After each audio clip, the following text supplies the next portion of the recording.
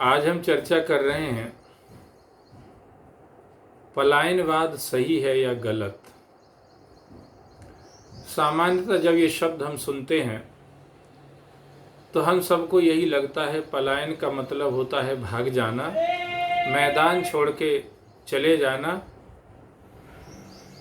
अपने कर्तव्य से विमुख हो जाना, अपने जो जिसके प्रति हमारे रिश्ते हैं उनको छोड़ करके चले जाना। सामान्यतः हम लोग यही समझते हैं कि यही पलायन होता है, पर विचार करने पर इसका रहस्य पता चलता है। अपन देखते हैं अर्जुन महाभारत के युद्ध में सामने खड़े हुए अपने नाते रिश्तेदारों को, परिजनों को देखता है तो भगवान को कहता है कि नहीं, हम ये युद्ध नहीं करेंगे, इससे तो भीख मांग के खाना अच्छा है। भगवान समझ गए कि अर्जुन के मन में पलायनवादी विचार आ गया है, पर इस समय पलायन करना सही होगा कि गलत होगा इसको भगवान समझ रहे थे। इसलिए उन्होंने अर्जुन को 700 श्लोक की गीता सुनाई और गीता सुना करके अर्जुन को उस स्थिति में पहुंचा दिया कि अर्जुन ये कहने लग गया, नष्टो मोहा स्मृतिर लब्ध्वा तत्प्रसादान मयाच्युत स्थितो अस्मि गत संदेहा करिष्ये वचनम तब। हे केशव, मेरा मोह नष्ट हो गया है और मुझे अपनी स्मृति प्राप्त हो गई है। आपकी कृपा प्रसाद से आपने जो मुझे ये गीता ज्ञान दिया है इससे मुझे स्मृति प्राप्त हो गई है, इसीलिए करिष्ये वचनम तब स्थितो अस्मि गत संदेहा। अब मेरे सब संदेह भ्रम समाप्त हो गए हैं, इसलिए अब आप जो कहेंगे वही मैं करूंगा। और जो अर्जुन पलायन करने वाला था महाभारत के युद्ध से, वही अर्जुन महाभारत का युद्ध लड़ता है और विजय प्राप्त होती है। संसार के अंदर धर्म की स्थापना होती है, अधर्म और अधर्मियों का विनाश होता है। जिस उद्देश्य के लिए भगवान अवतार लेके आए थे, यदा यदा ही धर्मस्य ग्लानिर्भवत भारत अभ्युत्थानम अधर्मस्य तदात्मानं सृजाम्यहम् परित्राणाय साधूनां विनाशाय च दुष्कृताम धर्म संस्थापनार्थाय संभवामि युगे युगे। तो यहाँ भगवान ये स्पष्ट करना चाह रहे हैं कि पलायनवाद सही नहीं है। अपन राम कथा में देखते हैं, बाली के भय से सुग्रीव भाग रहा है, पर हनुमान जी मिले। हनुमान जी ने कहा, ना भैया, भागने से काम नहीं चलेगा, बैठो, समय का इंतजार करो। और हनुमान जी ऋषिमुख पर्वत पर लेके सुग्रीव को बैठ गए, समय का इंतजार करते रहे। और जब भगवान राम सीता जी की खोज करते करते वहां पर पहुंचे, और उस समय जब सुग्रीव की मित्रता हनुमान जी ने राम जी से करवा दी, तो सुग्रीव की जितनी समस्याएं थीं उन सब का समाधान उसी समय हो गया।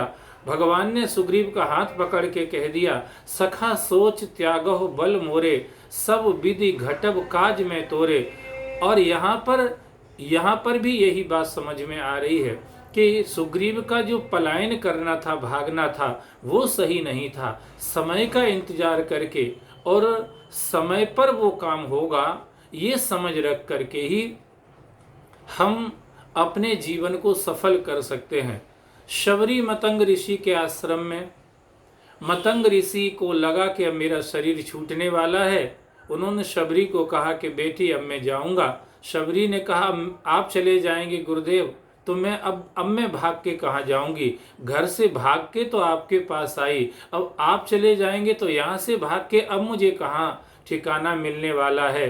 पर मतंग ऋषि ने कहा, बेटी, भागने की जरूरत नहीं है, तू यहीं पर बैठ, भजन कर, इंतजार कर समय का, प्रभु तुझे मिलने के लिए यहीं पर आएंगे। और शबरी को भी मतंग ऋषि ने भागने नहीं दिया, पलायन नहीं करने दिया। वहीं कुटिया में बैठ करके गुरुदेव के परम धाम गमन के बाद भी शबरी वहीं प्रभु का चिंतन भजन ध्यान करती रही और राम जी वहीं पर शबरी के पास पहुंच गए।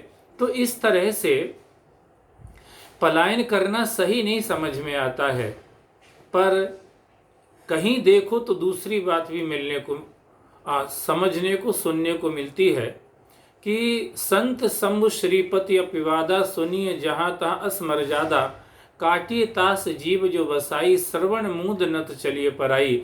जहाँ कोई संतों की निंदा कर रहा हो, भगवान शिव भगवान हरि की निंदा कर रहा हो, अगर संभव हो सके तो उसकी जीभ काट देना चाहिए। पर अगर अपने बस की बात नहीं है, अपने सामर्थ्य से बाहर है, तब क्या करना चाहिए? बोले तब फिर उस जगह से चले जाना चाहिए। क्यों चले जाना चाहिए? क्योंकि हमसे वहाँ जो गलत हो रहा है, बुरा हो रहा है, जो अधर्म हो रहा है, जो अनीति हो रही, जो अन्याय अत्याचार हो रहा है, अगर हम उसका विरोध नहीं कर सकते, उसको रोक नहीं सकते, उसको खत्म नहीं कर सकते, फिर हमारा वहाँ खड़ा रहना सही नहीं है। फिर हमें चले जाना चाहिए, क्योंकि वहाँ फिर हमें संसर्ग दोष लग सकता है और हमारी आंखों के सामने जो कुछ गलत होगा उसका भी पाप हमें लग सकता है। इसलिए वहाँ से चले जाना चाहिए।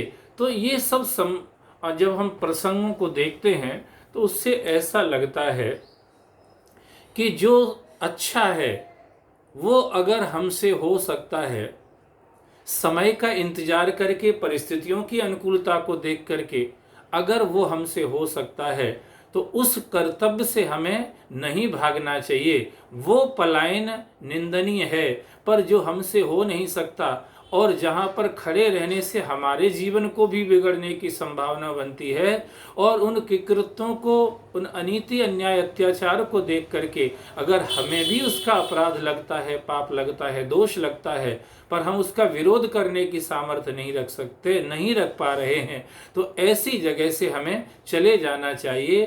तो सत्कर्म करने के लिए प्रयत्न करना, यहाँ पलायन कर जाना निंदनीय है, पर जहाँ गलत हो रहा है अगर उसको हम नहीं रोक पा रहे हैं, वहाँ से चले जाना पलायन बुरा नहीं है। तो ये हमें विवेक और विचार के द्वारा निर्णय करते हुए पलायनवाद का कहाँ पर क्या मतलब है उसके द्वारा समझ करके ही हमें इस रास्ते पर आगे बढ़ना चाहिए। आप मेरे इस चैनल को सब्सक्राइब और शेयर जरूर कीजिए, जिससे आपको इस तरह के वीडियो आप जुड़े रहेंगे, आगे भी सुनने को मिलते रहेंगे। धन्यवाद।